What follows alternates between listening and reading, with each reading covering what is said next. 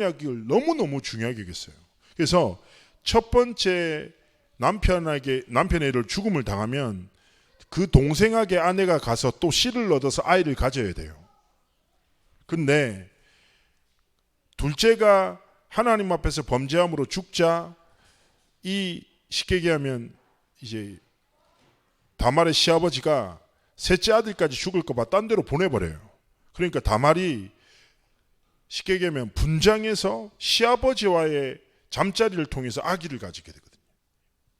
이 사실은 이게 언약적 관점에서 하나님의 언약에서 볼 때 소중한 거지만 세상 사람들 관점으로 볼 때 충격적인 일이잖아요. 또 다른 사람 누굽니까? 라합이죠. 라합은 누구입니까? 여리고 성의 기생이었습니다. 그리고 2명의 정탐꾼을 숨겨주죠. 그 정탐꾼 중에 한 명과 결혼합니다. 그리고 누구를 낳습니까? 보아스를 낳죠. 이방인 중에 이방인이에요. 그리고 세 번째 여인이 누가 나오냐? 바로 룻입니다. 룻 역시도 이방 여인이에요. 남편이 죽어서 시어머니를 쫓아서 끝까지 왔죠. 그래서 보아스, 즉 라합의 아들과 결혼하고 아이를 놓잖아요. 그 보아스의 어머니인데 룻이 보아스와 결혼해서 오벳을 낳고 오벳은 이세를 놓고 다윗을 놓게 되죠. 무슨 말이냐면 예수 그리스도의 족보에 이방 여인들이 막 들어가 있어요. 그리고 네 번째 여인이 누구냐? 여기서는 바세바라는 이름이 안 나옵니다. 우리아의 아내라고 하죠. 하나님이 다윗의 범죄를 여기도 담아두셨어요. 그리고 이 일을 통해서 솔로몬을 주셨고, 다섯 번째 여인은 마리아입니다. 마리아를 빼고는요, 이 네 명의 여자들이 세상적으로 볼 때 흠이 있는 죄인들이에요. 그리고 이방인들이에요. 자, 마태복음에는요, 족보 속에서 세리 마태 자체가 스스로도 죄인이고 부족한 사람을 자각하고 있잖아요. 자, 성경에서 이게 뭐냐? 죄인된 우리를 부르러 오신 하나님의 끝없는 사랑을 담고 있고요. 예수님의 족보에 이방인들이 왜 이렇게 기록되어 있겠습니까? 237을 전도와 선교를 향한 하나님의 정말 절대적인 계획이 성경의 시작부터 담겨져 있거든요. 그래서 우리가 하나님 앞에서 마태복음을 딱 우리가 처음 마주하면서 처음 깨달아야 될 게 뭡니까? 뭐냐? 죄인된 우리를 하나님이 사랑하셔서 우리를 부르신 것이구나. 우리도 어쩌면 이방인들이 아닙니까? 근데 하나님은 이방인된 우리를 하나님의 복음을 통해서 우리를 부르셔서 하나님의 자녀로 삼으셨죠. 그래서 중요한 것은 무엇입니까? 성경 자체가 사복음서 모든 마태복음의 시작이 하나님의 사랑의 여정인 거예요. 죄인되고 아무런 소망이 없고 아무런 가능성이 없는 우리를 사랑하셔서 하나님이 펼쳐나가시는 여정인 것입니다. 그래서 중요한 건 뭐예요? 하나님이 우리를 사랑하셔서 우리에게 누구를 보내셨습니까? 마태복음에 결국 이 족보의 끝이 무엇입니까? 예수 그리스도를 우리에게 보내신 것입니다. 그래서 하나님의 사랑의 완성이 뭐냐? 하나님이 사랑한다는 확증이 뭐냐? 그리스도 예수를 통해서 우리에게 베푸신 은혜인 거죠. 그래서 자, 마태복음 1장 21절에 뭐라고 합니까? 이렇게 얘기합니다. 아들을 낳으리니 그 이름을 예수라 하라. 이는 그가 자기 백성을 그들의 죄에서 구원할 자이다. 너무 잘 아실 거예요. 여기서 중요한 건 뭐예요? 자기 백성을. 하나님이 우리를 하나님의 백성으로 부시고 우리의 죄와 모든 저주에서 구원하셨다. 어디서 구원하셨습니까? 창세기 3장이라는 사람의 어떤 노력과 방법으로도 해결할 수 없는 절대 불가능하고 아무런 소망 없는 우리 인생에 하나님이 우리를 사랑하셔서 뭐예요? 십자가에 죽으시고 부활하심을 통해서 그리스도의 일을 이루시고 하나님과 화목해 하셔서 하나님 만나는 길을 여신 것이죠. 그래서 우리가 단순히 생각해야 할 게 아니라 그렇구나. 우리도 세리 마태처럼 그죠? 연약하고 소망이 없고 죄인인데 하나님이 우리를 자기 백성으로 삼으시고 우리를 모든 죄와 저주에서 구원하셔서 뭐요? 하나님과 화목해 하셨다. 그래서 우리가 이사야 7장 14절 말씀 잘 알잖아요. 처녀가 잉타의 아들 낳으리니. 근데 보십시오. 마태복음 1장 22절에 뭐라고 하냐. 이 모든 일이 된 것은, 예수님께서 구원을 이루신 것은 주께서 선지자로 하신 말씀을 이루려 하심이니, 이르시되 보라 처녀가 잉타의 아들을 낳을 것이요 그의 이름을 임마누엘이라 하리라. 무슨 말입니까? 그리스도를 통해서 구원하시고 화목해 하셔서 하나님과 함께함을 누릴 수 있는 축복 속으로 하나님이 우리를 부르신 것이다. 그래서 꼭 기억하셔야 됩니다. 우리가 마태복음 딱 시작점에서 예수님이 나를 자신의 백성으로 삼으시고 예수님을 통해서 나를 구원하시고, 결국 하나님은 뭐예요? 그리스도를 통해서 하나님과 함께하는 행복을, 축복을 누리는 여정 속으로 이끄신 것입니다. 그래서 꼭 기억하셔야 돼요. 뭐냐? 우리가 그리스도를 붙잡고 예수 그리스도의 복음을 고백할 때 어떤 축복이 임합니까? 하나님과 화목게 되는, 그리고 하나님이 함께 하심이 누려지고 나타나는 그 은혜와 응답을 하나님 주시는 거예요.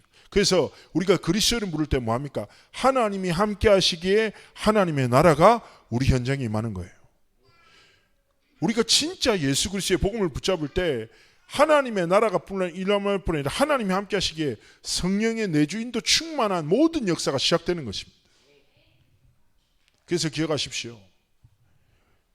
우리에게 하나님이 주신 유일한 이름이 뭡니까? 예수 그리스도의 이름이에요.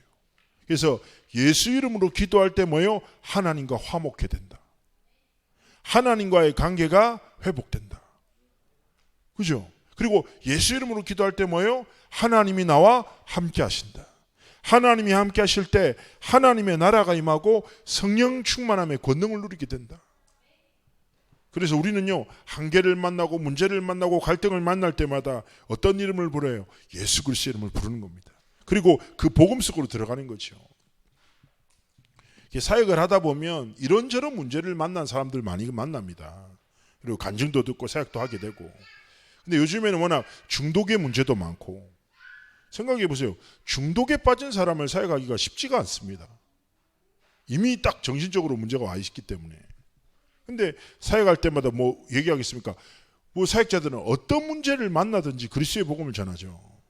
제가 전에 어떤 일이 있었냐면, 한 집에 사역을 하러 갔는데 이 엄마가 제발 자기 아들 한번 만나달라 해서 이제 갔어요. 근데 이 아이가 얼마나 대단한 애냐면 게임 중독자거든요.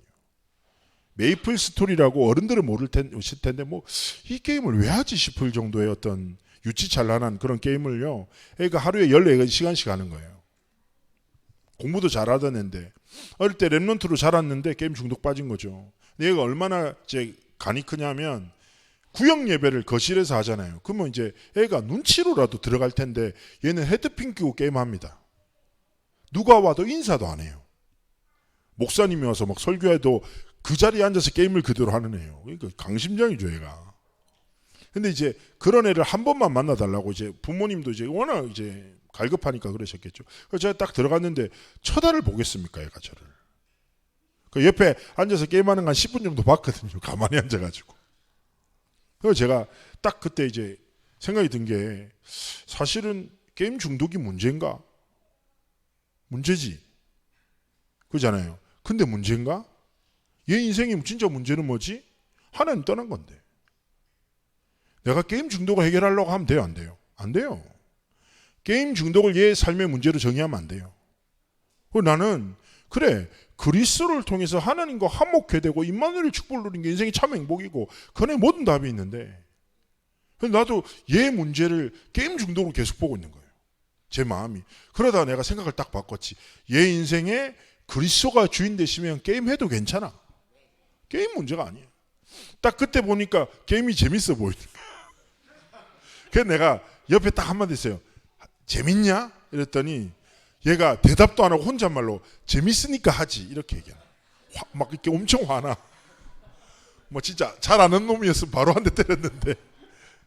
그래가지고 딱 해다가 내가 할 말이 없잖아요. 말도 안 되는 소리를 했다니까요. 뭐라고 했냐면, 이 어른들은 이해하실 수 있을지 모르겠지만 젊은 세대는 이해할 건데, 레벨업은 노력인데 아이템을 먹는 건 은혜거든요.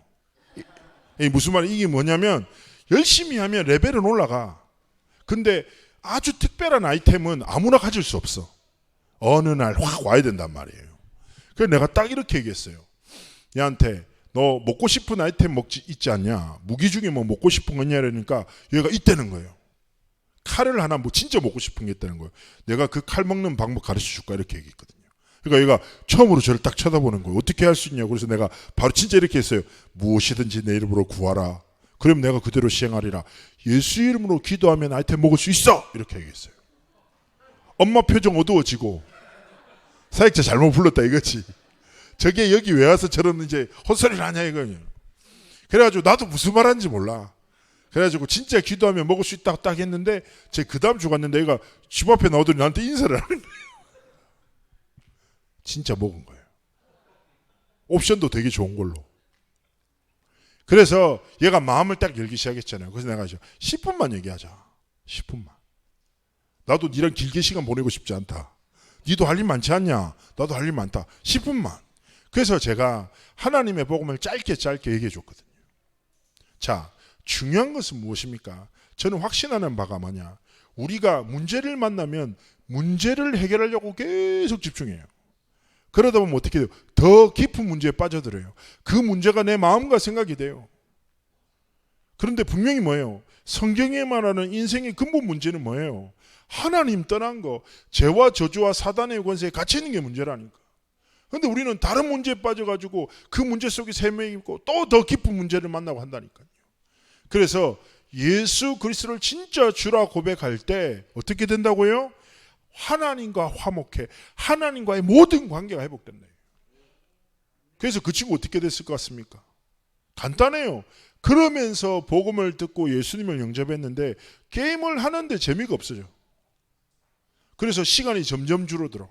시간이 생기니까 학교를 다시 가고 싶어해. 학교를 다시 가고 싶어서 제가 한마디 했다니까요. 야, 게임을 하는 놈이 있고 게임을 만드는 놈이 있어. 게임을 하는 놈들은 거기 인생을 갖다 바치는데 게임을 만드는 놈은 그걸 통해서 세계를 움직여.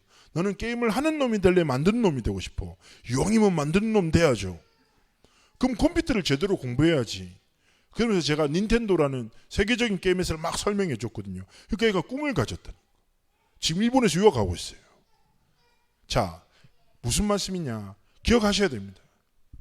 마태복음에서 죄인된 세리 마태가 하나님의 은혜로 그리스도를 만나고 이 성경을 기록했잖아요. 그래서 우리 인생의 최고의 축복은 뭐다? 하나님과 함께하는 복인데, 하나님과 함께하는 복은 뭐예요? 그리스도께서 주인 되실 때 우리의 삶이 이루어진다. 딱 이거를 붙잡고 날마다 뭐예요? 임마누엘의 축복 속으로.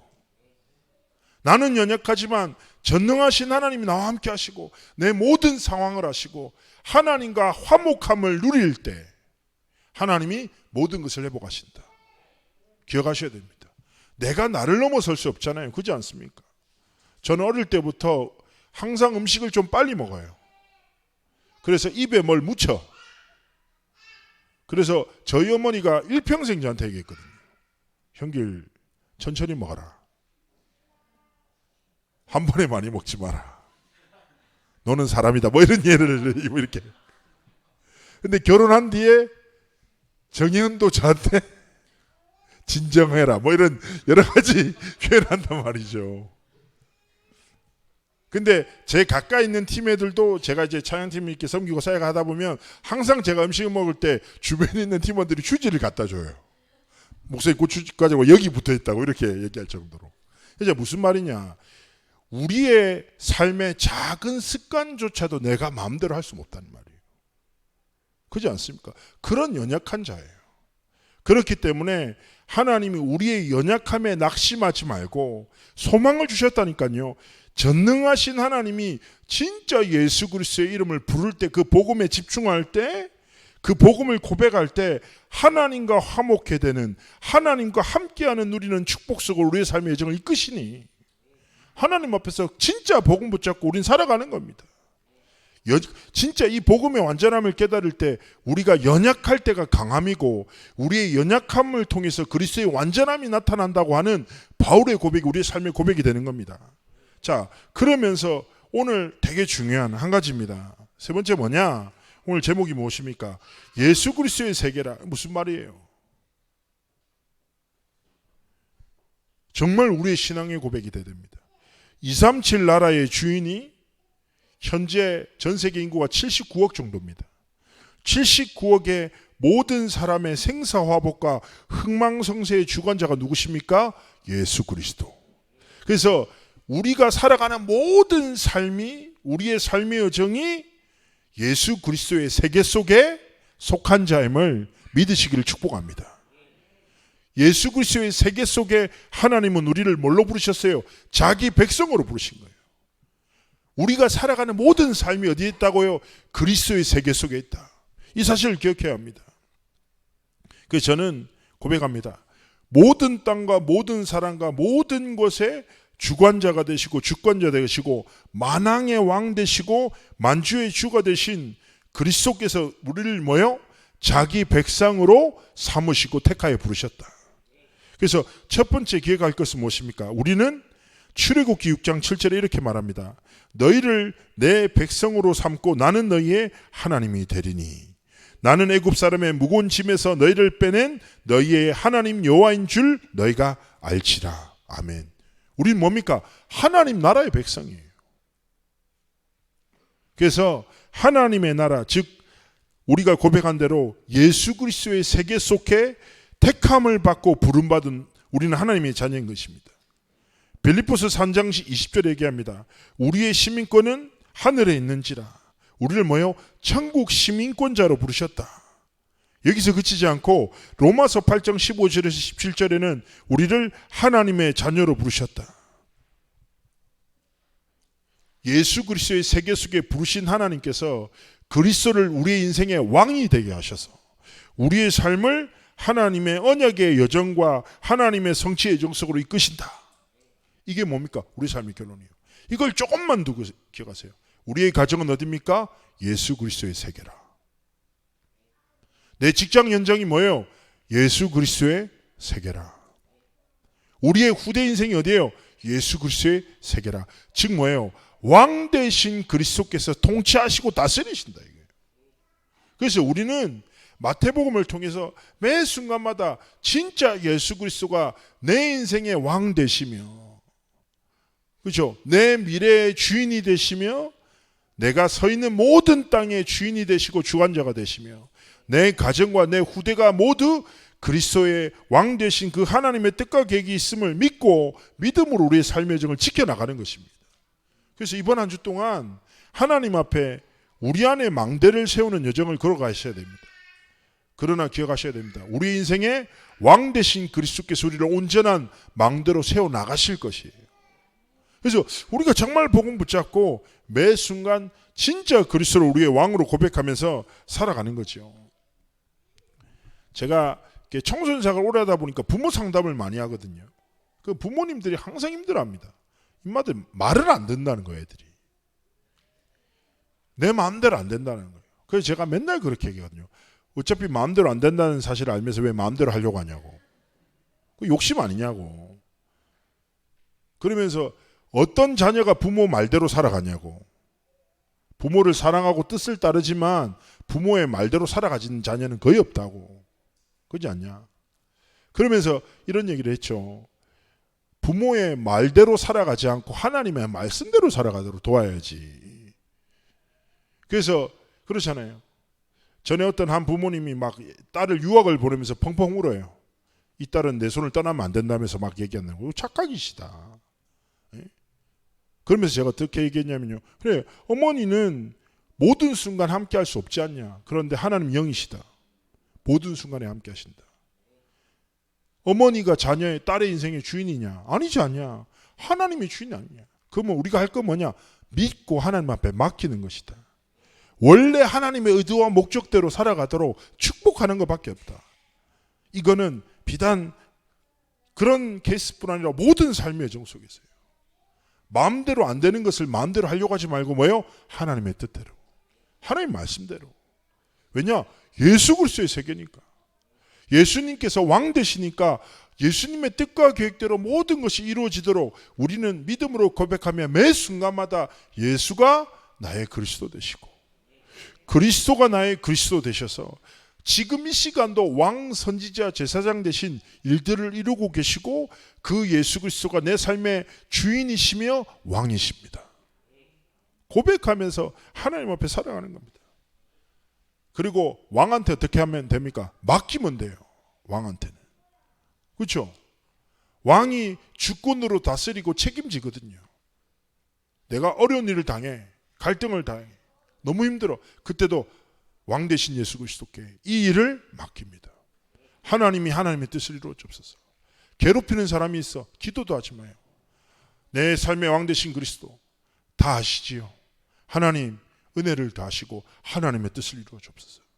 우리의 연약함을 만날 때도 우리의 미래도 모든 것을 그리스도께 맡기며 나가는 것입니다. 그때 우리의 삶을 통해서 뭐예요? 하나님의 뜻과 계획과 손이 성취되는 것이죠. 오늘의 말씀의 결론입니다. 다른 것이 아니라 뭐예요? 마태복음은 첫 번째 죄인된 아무 소망 없는 우리를 사랑하셔서 부르신 하나님의 축복을 깨닫기를 원하시는 거예요. 두 번째 무엇입니까? 예수 그리스도께서 구원자로 오셨어요.